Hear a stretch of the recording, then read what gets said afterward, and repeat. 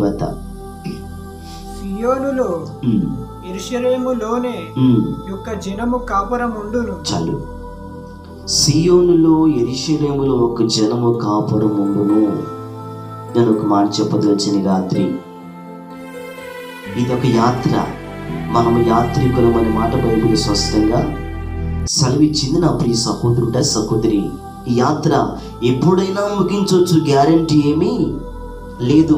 మన స్థిరమైన అడ్రస్, మన స్థిరమైన నివాస స్థలము పరలోకంలో ఉంది. దేవుని నామానికి మహిమ కలుగును గాక. హల్లెలూయా.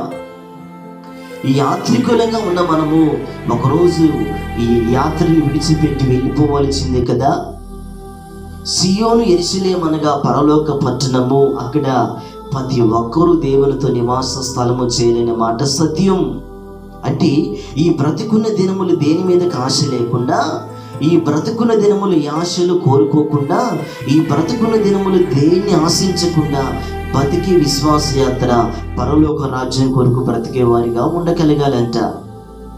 అనుక్షణము తప్పించే మనసు, ఎక్కడ దేవునికి దూరం అవుతానో, ఎక్కడో పరలోకము దూరం చేసుకుంటున్నానని అనుక్షణం విశ్వాస యాత్రలో ఎవరి కొరకు తపనుండాలి? పరలోక రాజ్యం కొరకు తపన కలిగి బ్రతికేవారు ఎవరున్నారండి భూమి మీద? చాలా హరుకు తక్కువ. హల్లెలూయా. అందుకంటున్నాడు, సియోనులో యెరూషలేములో ఒక జనము కాపురం ఉండును అనగా యేసు రక్తములో కడగబడిన ప్రియ సహోదరుడ సహోదరి, రాత్రి గమనించయ్యా, ఇది యాత్ర. ఎప్పుడు ముగిస్తామో తెలీదు. కన్ను మూస్తే నువ్వు ఎక్కడుండాలి? ప్రభు సన్నిధిలో ఉండే వారిగా ఉండగలగలిగిన మాట సత్యం. ఇక్కడే తీర్మానం కరెక్ట్గా ఉండాలి కదా, ఇక్కడే తీర్మానం శరస్థంగా ఉండాలి కదా. ఇక్కడ తీర్మానం కలిగిన మనసుతో నువ్వు దేవుని వెతకలేకపోతే యాత్ర ముగిస్తే నీ పరిస్థితి ఏంది? యాత్ర అంతమైపోతే నీ పరిస్థితి ఏంది? యాత్ర ముగింపులో నువ్వు దేవుడితో లేకపోతే ఇన్ని దినములు బ్రతికిన బతుకు కూడా దేవునితో జీవితం లేకపోతే పోయేది నరకానికి కదా. అక్కడ యుగములో కాలాలి కదా. అక్కడ అగ్ని ఆరదు, పురుగు చదని మనకు తెలిసిన సత్యమే కదా. అక్కడ ఏడుచుట పండుకోట మాట బైబిల్ గ్రంథంలో రాయబడి ఉంది కదా.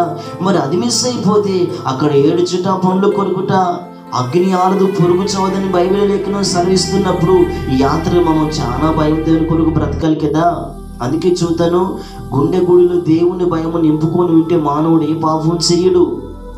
హృదయంలో దేవుని భయమైన వ్యక్తి ఏ పాపానికి సాదృశ్యం, ఏ పాపం వైపు చూడడు. అనగా ఒక విశ్వాసి పరిశుద్ధాత్మతో నింపబడితే ఆ పరిశుద్ధాత్మ నింపబడిన వ్యక్తి పాపం వైపు చూడలేడు.